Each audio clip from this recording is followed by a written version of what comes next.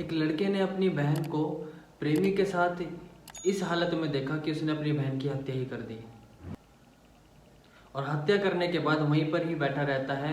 और जब खेत से उसके पिताजी लौटते हैं तो पिताजी अपनी बेटी को जब फर्श पे मरा हुआ देखते हैं तो वह पूछते हैं कि ये क्या हुआ, तो वह साफ साफ बता देता है कि उसने अपनी बहन को उसके प्रेमी से मिलते हुए देखा और इस हालत में देखा कि वह अपने गुस्से पर काबू नहीं कर पाया और उसने अपनी बहन की हत्या कर दी।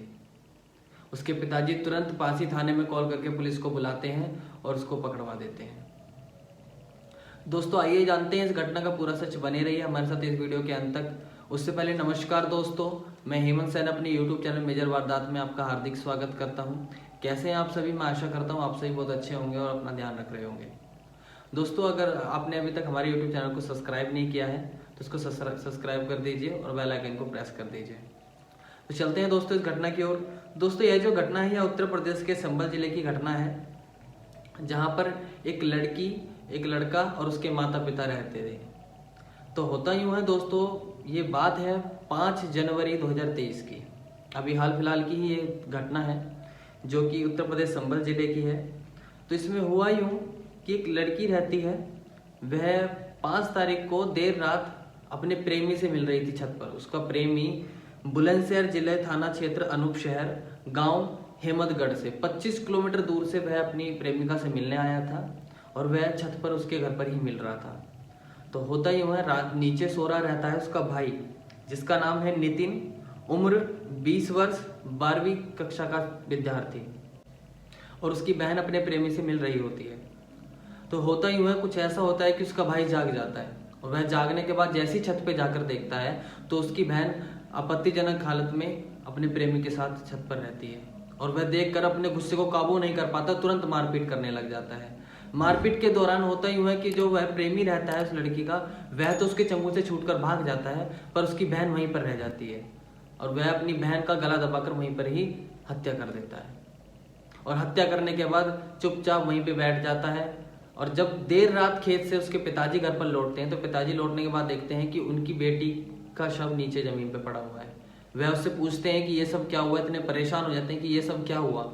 और वो पूछने में बताता है कि वह जो उसकी बहन है वह अपने प्रेमी से मिल रही थी और इस हालत में थी कि वह अपने गुस्से पे काबू नहीं कर पाया और उसने अपनी बहन की हत्या कर दी। उस लड़की के पिताजी तुरंत रात्रि 3 बजे पुलिस थाने में कॉल करते हैं। कॉल करने के बाद पुलिस को बुलाते हैं। पुलिस को बुलाने के बाद सारी घटना बताते हैं। घटना बताने के बाद पुलिस उस व्यक्ति भी नहीं कह सकते, एक बच्चा है जिसकी उम्र 20 साल है और 12वीं कक्षा का विद्यार्थी है, उसको पुलिस कस्टडी में ले लेती है। कस्टडी में लेने के बाद राजपुरा थाना प्रभारी जी बताते हैं कि वह जो मृतक लड़की है, जो मरने वाली लड़की है, उस लड़की का और उस लड़के का जो प्रेम प्रसंग है वो 2 साल पहले से चल रहा है। 2 साल पहले से चल रहा है क्योंकि वह लड़की 2 साल पहले अपनी बहन के यहाँ पर गई थी, तो वहीं पर ही इन दोनों की दोस्ती हो जाती है। दोस्ती आपस में प्रेम में बदल जाती है और यह एक दूसरे से प्रेम करने लग जाते हैं। हालांकि इनके बीच में अक्सर फोन पर भी काफी बातें होती हैं पर कभी मिलना नहीं होता। वह लड़का 5 जनवरी की शाम को 25 किलोमीटर दूर से उस प्रेमिका से पहली बार मिलने आया था। गांव वालों का भी आसपास का यही कहना है कि यह लड़का पहली बार ही आया था और पहली बार ही मिलने आया और आखिरी मुलाकात बन गई इस लड़की की ये। और पुलिस ने नितिन को कस्टडी में लेकर के काफी कड़ी धाराएं लगा करके उसको जेल भेज दिया है। माँ की इतनी ज्यादा हालत खराब हो गई है कि एक बेटी है जो कि भगवान को प्यारी हो गई है और दूसरा एक बेटा था जो कि अब जेल जा चुका है। माँ की हालत इतनी ज़्यादा खराब हो जाती है, पुलिस बॉडी को तुरंत पोस्टमार्टम के लिए भेज देती है, जो कि बहापुर पट्टी में भेज देती है पोस्टमार्टम के लिए। और वहीं से ही फिर 6 तारीख की शाम को उस लड़की का शव उसके माता पिता को सौंप दिया जाता है। उसके पिताजी बताते हैं कि वह उस लड़की के शव को घर पर नहीं लेके आते और वहीं पर ही पास में ही बबराला राजघाट में गंगा घाट पर ही उसका अंतिम संस्कार कर देते हैं। वो बताते हैं कि समाज में इज्जत के कारण ही वह अपनी बेटी को वहीं पर अंतिम संस्कार कर देते हैं, घर पर भी नहीं लेके आते। और जो रिश्तेदार गरीब रिश्तेदार रहते हैं उनको भी वहीं राजघाट पे बुला लिया जाता है। और उनके माता पिता की इतनी ज़्यादा हालत खराब हो गई कि दोस्तों सोचने वाला सोचता रह जाए, हैरान रह जाए। तो दोस्तों इस घटना को सुनाने का उद्देश्य हमारा किसी को हैरान करना, परेशान करना नहीं है।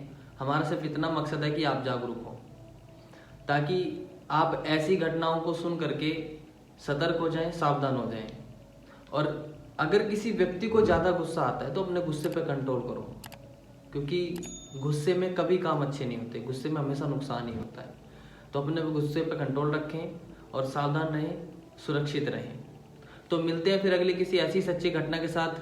तब तक के लिए अपना ध्यान रखें, सुरक्षित रहें। नमस्कार।